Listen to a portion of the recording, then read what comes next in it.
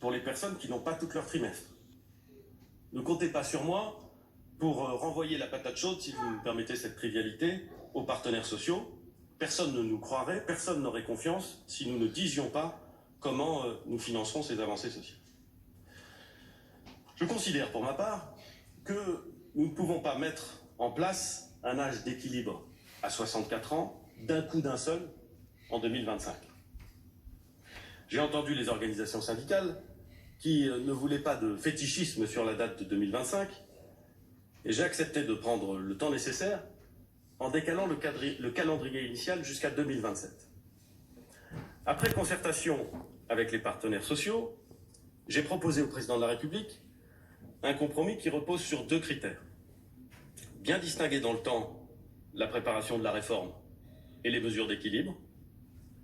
J'ai entendu ceux, notamment, je les cite, à la CFDT, à l'UNSA, à la CFTC, qui soutiennent le régime universel, mais qui nous appellent à ne pas tout mélanger, le temps que nous fassions voter la loi et que la nouvelle gouvernance se mette en place. Mais en revanche, et c'est le deuxième élément du compromis, ne pas fuir nos responsabilités en renvoyant au-delà du quinquennat les mesures nécessaires. Tous ces éléments me conduisent à proposer de mettre en place la nouvelle gouvernance dès l'adoption de la loi au cours de l'année 2020 ou plus tard le 1er janvier 2021. Elle aura à prendre des décisions qui seront mises en œuvre dès le 1er janvier 2022. Je crois dans le système de confiance que nous mettons en place, qui est fait de liberté et de responsabilité. Pour atteindre l'âge d'équilibre de 64 ans en 2027, il nous faudra mettre en place un système de bonus-malus qui incitera les Français à travailler plus longtemps. Je l'ai dit, l'âge légal restera à 62 ans. Et avant le 1er janvier 2022, les responsables de la nouvelle gouvernance auront à définir le bon système de bonus-malus pour aller vers ces 64 ans. Dans l'hypothèse où les responsables de la nouvelle gouvernance ne présenteraient pas une trajectoire d'équilibre ou les moyens de la garantir, la loi cadre aura prévu ces mécanismes. Évidemment, s'agissant des régimes spéciaux ou de ceux qui ont des âges dérogatoires, il faudra adapter les modalités de cet âge du taux plein et tenir compte, quand elles existent, des trajectoires de convergence qui ont été décidées dans les réformes précédentes. Au-delà de la gestion des transitions, j'avais identifié avec vous, lors de mon intervention au mois de septembre, des professions qui appellent des réponses spécifiques. Parce que, comme l'a dit le président de la République dès sa campagne, un système universel ne signifie pas la négation de toute spécificité. C'est d'ailleurs ce qui en fera sa force et sa capacité à durer. Je veux d'abord confirmer à nos forces de sécurité intérieure que ceux qui sont exposés à des fonctions dangereuses dans le cadre de missions régaliennes, les pompiers, les policiers, les gendarmes, les gardiens de prison, les militaires bien entendu, conserveront le bénéfice de dérogation d'âge. Par ailleurs, les gains représentés par les bonifications de durée qui existent dans ces régimes seront préservés dans le futur système universel, ce qui permettra de maintenir des niveaux de retraite comparables aux pensions actuelles. Je vais ensuite prendre des engagements fermes vis-à-vis des enseignants, pour qui, j'ai déjà eu l'occasion de l'indiquer, une application mécanique, j'ai même dit absurde, mécanique, des nouvelles règles, ferait perdre une part significative de leur future pension. Je le dis tout net, il serait inacceptable que les enseignants perdent le moindre euro de pension compte tenu de cette application. Et cela ne se produira pas. Tout d'abord, nous inscrirons dans la loi la garantie selon laquelle le niveau des retraites des enseignants sera comparable, sanctuarisé et comparable au niveau des retraites des fonctions ou des métiers équivalents dans la fonction publique.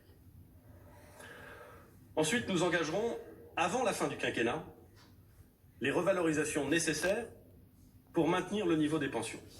Nous le ferons progressivement et nous commencerons dès 2021. Enfin, nous mettrons certes l'accent sur les débuts de carrière, puisque le décalage de génération nous donne un peu de temps, mais pas seulement. Nous ne voulons pas créer deux catégories d'enseignement. C'est une vision globale que nous voulons construire. Et là, à l'été 2020, et qui fixera le cadre sur les 10 prochaines années de la reconstruction des rémunérations, des carrières et des organisations du travail. En parallèle, Frédérique Vidal poursuivra les consultations sur la loi de programmation de la recherche pour aboutir, au fond dans le même esprit, également au premier semestre. Je suis évidemment extrêmement attentif avec la ministre des Solidarités et de la Santé à la situation des aides-soignantes. Ce n'est pas un hasard, d'ailleurs, si nous avons souhaité flécher certaines mesures du plan d'urgence pour l'hôpital vers ces professionnels qui sont au front quotidiennement, jour et nuit. Nous savons tous ce que l'hôpital leur doit, et compte tenu de leur démographie, près des 2/3 des aides-soignantes aujourd'hui en poste resteront dans leur régime actuel. Je veux néanmoins que nous avancions dans 2 directions. D'abord, adapter les seuils sur la reconnaissance de la pénibilité liée au travail de nuit, je l'ai dit, en lien avec la réalité de leur rythme de travail effectif. Cela permettra à près d'un quart des aides-soignantes à l'hôpital de partir plus tôt.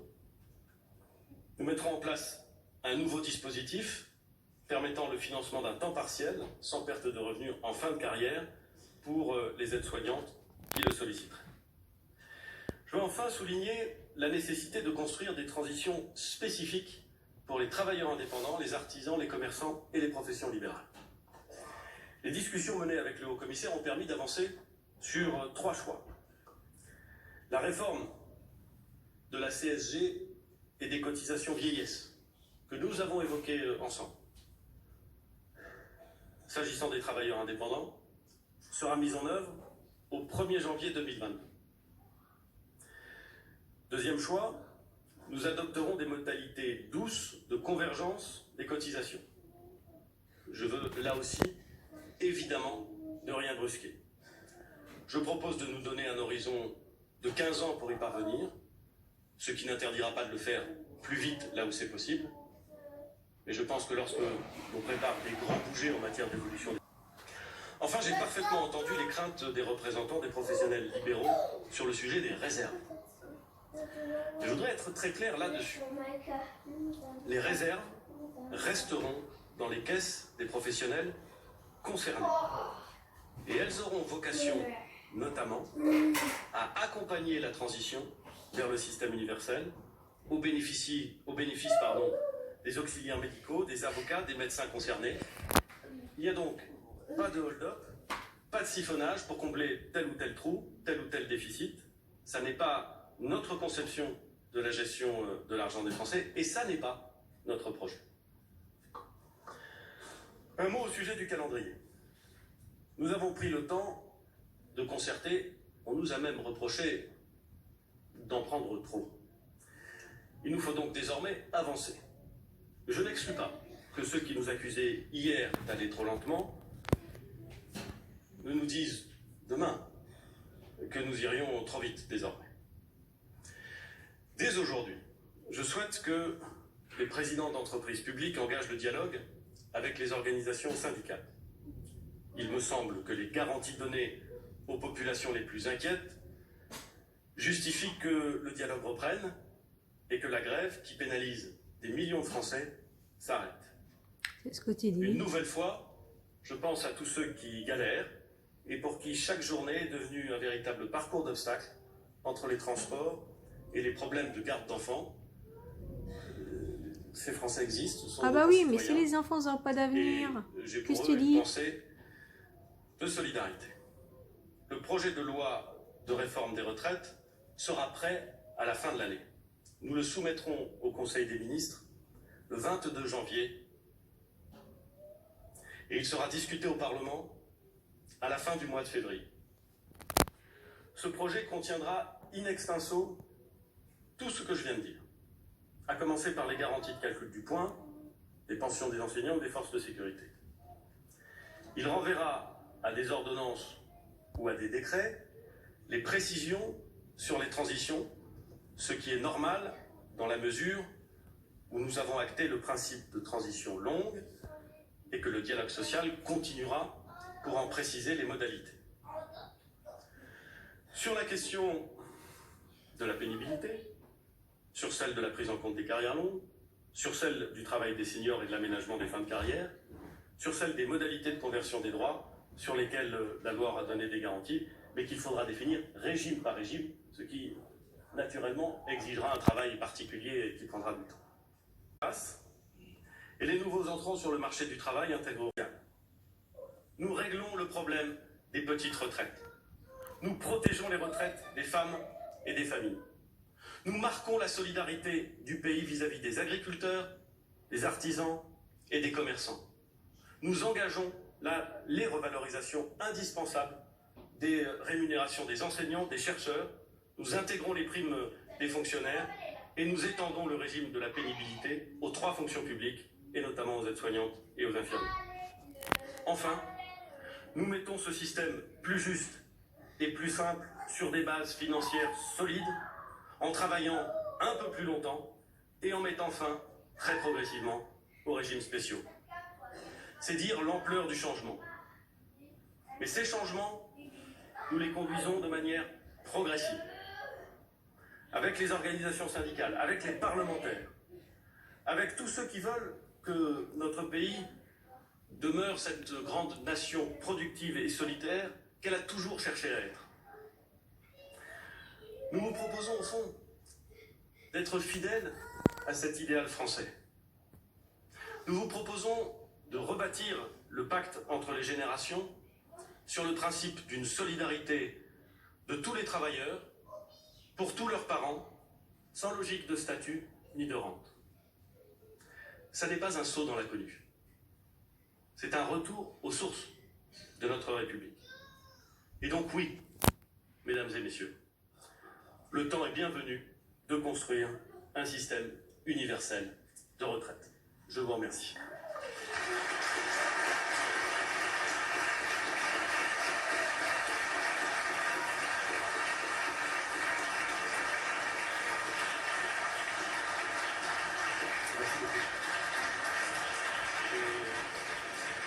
Il est 13h03, l'édition.